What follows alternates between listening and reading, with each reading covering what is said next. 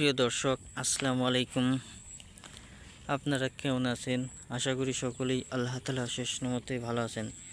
প্রিয় ভাই ও বন্ধুরা, আজকে কচু শাকের উপকারিতা গুণাগুণ নিয়ে আলোচনা করা হবে।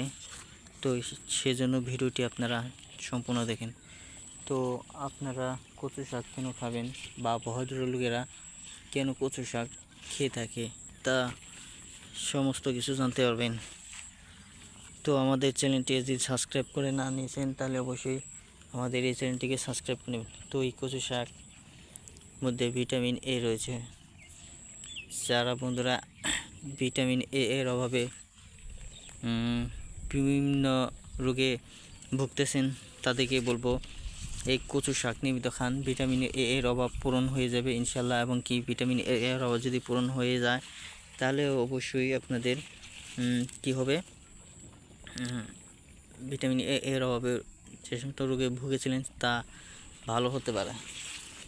তো প্রিয় ভাই বন্ধুরা, এই কচু শাক গ্রামগঞ্জ থেকে পাওয়া যায়। প্রাকৃতিক একটি শাক, প্রাকৃতিকভাবেই হয়ে থাকে।